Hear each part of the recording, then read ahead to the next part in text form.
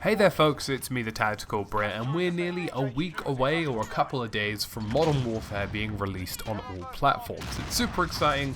I think a lot of us are just looking forward to have a new shooter to sink our teeth into. But today I want to talk about stumbling blocks, because it's very easy for a good game to go sideways in the early phases of its life cycle. There are lots of things that you can get wrong, and today I want to talk about that, talk about why a few things need to be tackled early on and a few things need to be understood in order to make sure Modern Warfare is the best it possibly could be. Now the reason I'm saying this is because I'm seeing lots of conversations surrounding TTK, gameplay mechanics, microtransactions and everything in between that all lead me to believe that this could very easily become a problem very quickly for Modern Warfare if it isn't too careful. So let's get this underway. The biggest common errors I see from publishers very early on are namely three things. Number one, there isn't enough content. Number two, changes too quickly. And number three, just not understanding your audience. So let's talk about all of these. Let's start with content. Content is always an issue, and I feel as though a lot of games tend to release these days without an immediate 1 month to 2 month plan that can really set it back a bit. I think we saw it especially in the likes of Apex Legends, we saw it heavily with Battlefield 5, and many things in between where games release and then have a really great influx of players, but suddenly they've got nothing to do very quickly. It can only take a month or two for a game nowadays to stagnate without some kind of seasonal challenge or regular challenge to keep people interested. And I think we saw that quite a lot with Battlefield, and I think it's something we're going to see again here in Call of Duty. So I think it makes a lot of sense for the developers to pump out an event early, be it a Christmas event or something like seasonal challenges, or if they have a seasonal system in-game, introduce some interesting playlists. Whatever it happens to be it cosmetics, seasonal challenges or anything in between, learning from people across the pond like Fortnite is a great way going forward. Now, of course, Modern Warfare is a AAA title with, an entire budget behind it, and I feel as though they've got lots of content in the pipeline. But learning from a free-to-play game is never a bad thing. I think a lot of those guys have nailed that down quite nicely, and it seems even in their COD mobile game they're going for something quite similar. So getting this out of the way really early is quite important. I think it's a great way to keep retention very high, and I think the big threat is naturally the games releasing in February, January and March. Those games are going to be the ones that could potentially retract the audience and the ones that could steal players away from you if you're not too careful. The next big one is changes. Now I know you guys are probably sat there thinking, what could you possibly be on about here? Well, this is something I think we see far too often, and I think it showed very much in Battlefield 5 when they changed the time to kill. You shouldn't change things too quickly in a game.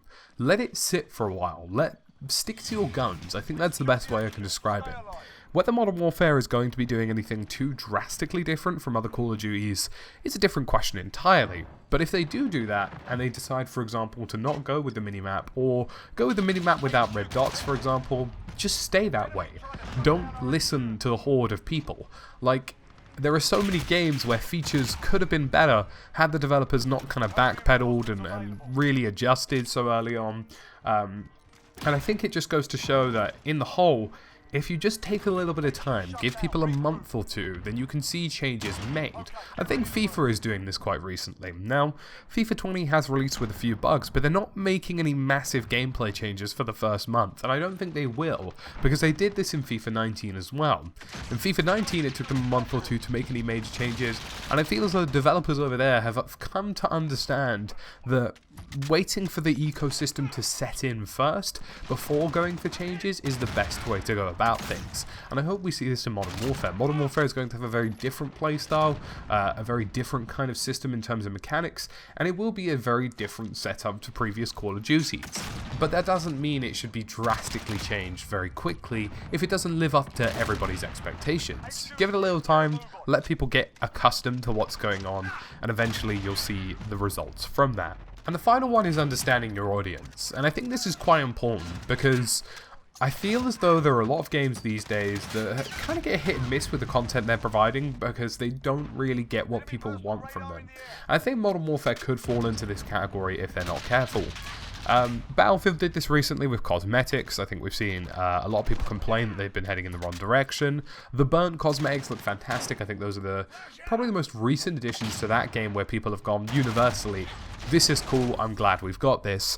And I think Modern Warfare is going to be in a very similar spot with this stuff. You know, you're really going to have to keep your ears to the ground to understand what the community want, be it different playlists, different map stuff, whether or not people want to see more introductions to things like special ops, or whether or not people want to see changes to the game and what they want to see. But ultimately, in terms of content and some of the initial stuff and how things are run in general, really keeping your ear to the ground is a big part of making sure that the initial phase of release goes relatively smoothly. Like, don't, you know, release the game and then a month later you've got like some RGB glowing skin, because for all you know, that's actually not what a vast majority of the players wanted. They maybe wanted something that was a bit more militaristic, and I think so far with their operators and stuff like that, they've nailed lots of that stuff down already, so I think it's really a case of just making sure they back that up. And finally, and I don't really know how many times this can be said, it's all about the microtransactions. This is something that needs to get right in this game. There's got to be clarity on this. You know, this game releases in 8 days or something from the time I'm recording this, and there has been no announcements regarding how MTX is going to work. They've just kind of left people to their own devices to figure out what's going to happen, and the only thing we've heard is that one developer has said that there's been misleading information surrounding it, but that doesn't, you know, doesn't fill me with confidence, you know, it really doesn't at all. That's just concerning about whether or not they actually want to show us what's going on. So provided they don't completely fist Modern Warfare with outrageous MTX 2 months into its life cycle, I think they'd be more or less on a winning track. But anywho, that's about it from me today, The Tactical Brit. Expect to see more from me over on Facebook Gaming. I've got some stuff over there, so please check that out. It's linked on the channel and in the description below. And I will have a permanent live streaming schedule coming up soon for the next year or so. So that is super exciting. I can't wait to show all of you guys that, but keep an ear out for that. It's going to be great for Modern Warfare and for Battlefield specific DLC. But as always folks, thank you for watching, and I'll see you again soon in the next video.